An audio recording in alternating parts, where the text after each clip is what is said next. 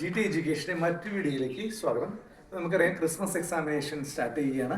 ഇന്ന് നമ്മൾ 10th-കാർക്ക് ആവശ്യമായിട്ടുള്ള SLCയുടെ സോളിഡ്സിലെ എങ്ങനെയാണ് ആ ഇക്വേഷൻസ് ഈസി ആയിട്ട് മനസ്സിലാക്കി പഠിക്കാനുള്ള വളരെ ഒരു ഷോർട്ട് വീഡിയോ ആണ് നമ്മൾ പറയുന്നത്.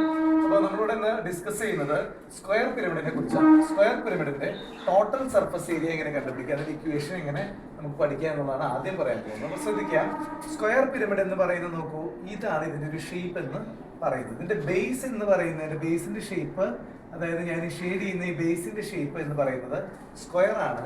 അതിന്റെ ലാറ്ററൽ സർഫസ് എന്ന് പറയുന്നത് 4 ട്രയാങ്കിൾ ആണ്. അപ്പോൾ ബേസിന്റെ ഷേപ്പ് സ്ക്വയർ ആണ്, അതിൽ 4 ലാറ്ററൽ സർഫസ് ട്രയാങ്കിൾ ആണ്. അപ്പോൾ നമുക്കൊരു സോളിഡിന്റെ ഒരു ഷേപ്പ് എന്ന് പറഞ്ഞു കഴിഞ്ഞാൽ അതിന് എത്ര ഫേസ് ഉണ്ടോ ആ ഫേസിന്റെ എല്ലാ ഏരിയ കൂട്ടുന്നതാണ് സോളിഡ്സിന്റെ ടോട്ടൽ സർഫസ് ഏരിയ. ഇവിടെ നമ്മൾ പഠിക്കുന്നത് പിരമിഡിനെ കുറിച്ചാണ്. കാരണം അതിന്റെ എല്ലാ ഈ പറയുന്ന എല്ലാ ഈ സൈഡ്സും കൂർത്തു വന്നിട്ട് ഇവിടെ ടച്ച് ചെയ്യുന്ന അങ്ങനെയുള്ള ഷേപ്പിനെയാണ് നമ്മൾ പിരമിഡ് എന്ന് പറയുന്നത്. ഓക്കെ, അപ്പൊ ഇവിടെ നമ്മുടെ ടോട്ടൽ സർഫസ് ഏരിയ എന്ന് പറയുന്നത് ഇതിന്റെ ബേസ് ആയിട്ടുള്ള ഈ ഫേസ് 1 പ്ലസ് 4 ലാറ്ററൽ സർഫസ് അതിന് ട്രയാങ്കിളിന്റെ ഷേപ്പാണ്. അപ്പൊ ബേസ് ആയിട്ടുള്ള സ്ക്വയറിന്റെ ഏരിയ എന്ന് പറയുന്നത് സ്ക്വയറിന്റെ ഏരിയയുള്ള formula A², side into side A² plus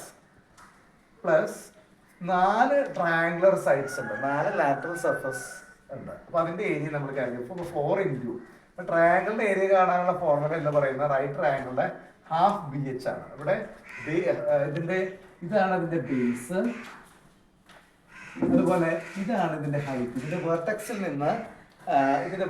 നിന്ന് വരയ്ക്കുന്ന അതിന്റെ സെന്ററിലേക്ക് വരയ്ക്കുന്ന ഇതാണ് ഇതിന്റെ ഹൈറ്റ് എന്ന് പറയുന്നത്. ഇതാണ് അതിന്റെ ബേസ്. ഓക്കെ, അപ്പൊ അങ്ങനെയാണ് ഹാഫ് BH എന്ന് ഇവിടെ വരുന്നത്.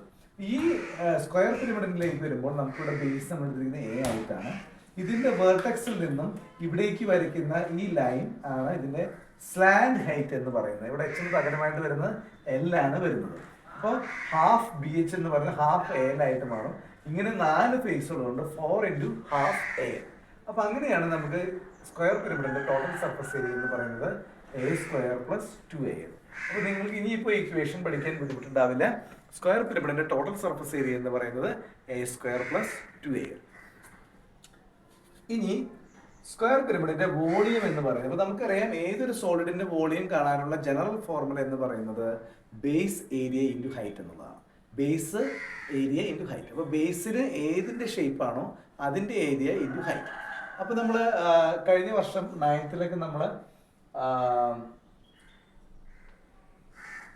നമ്മൾ പഠിച്ചിട്ടുണ്ട്. നമ്മളിതുപോലെ ഷേപ്സ് ഒക്കെ പഠിച്ചിട്ടുണ്ട്. അപ്പോൾ പിരമിഡ് ആയിട്ടുള്ള ഷേപ്സ് പഠിക്കുന്നത് 10th മാത്രമാണ്.